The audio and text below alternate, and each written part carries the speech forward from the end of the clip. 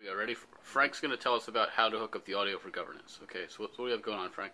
We have two additional wireless microphone receivers set up in the governance situation outside of using the regular room microphones. So there are two additional receivers to be plugged into the existing system and a monitor for operation from the room of the presenter camera to the podium.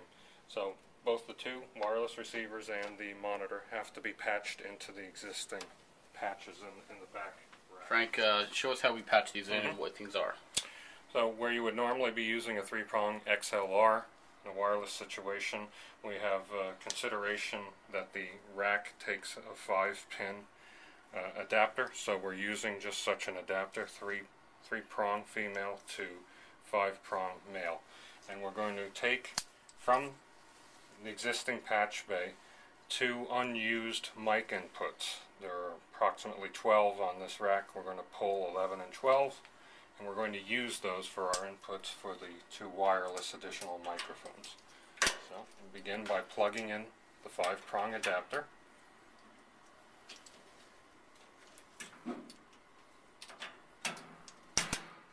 Okay.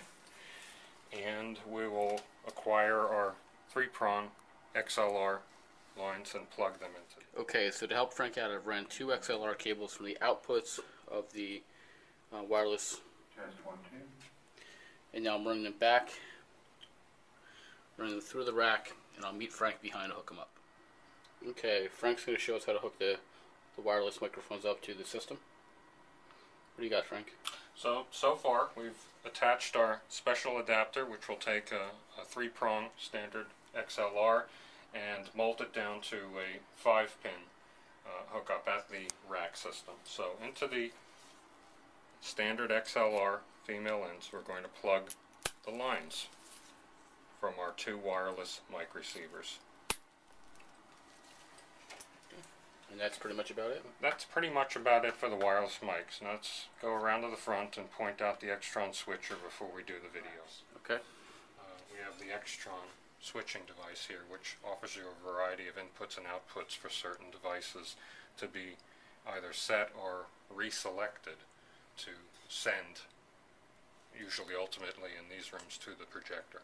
But what we're going to do is we're going to pull the existing input for the room's presenter camera, and that would be the main Parker camera at the back of the room, which is fixed usually at to the podium. We're going to pull that existing switch and we're going to barrel into it. At the back of the Extron switcher you have several inputs, and input 1 and 2 are the ones that concern us the most. They're for the presenter camera and for the room's camera, which views the audience. And what we've done is take the lead from the monitor outside on the cart, brought that back to behind the racks, and we've pulled the existing Parker camera's input, and we're going to barrel that into the line going to the monitor. And this is so that the operator in the room can, with a remote control, use the Parker camera at will. Okay.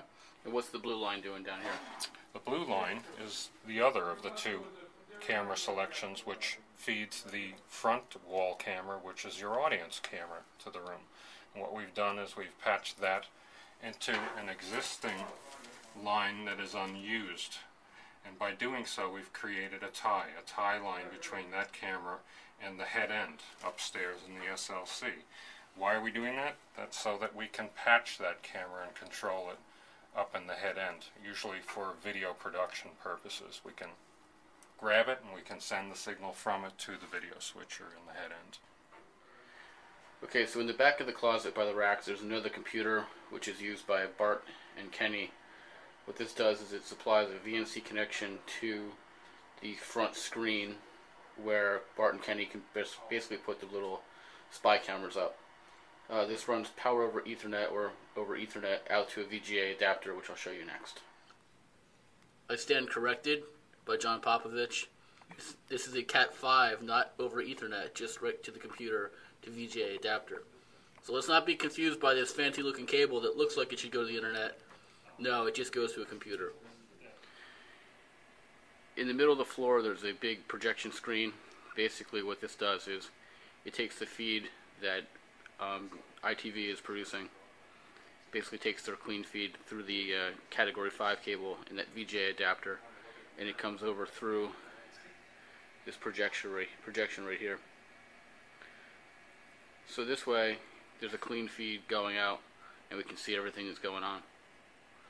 Now next to that there's a big monitor, and the big monitor holds the key to single shots, so this way people who are in the audience can look at the extension sites, or they can look at one person who's talking at the time.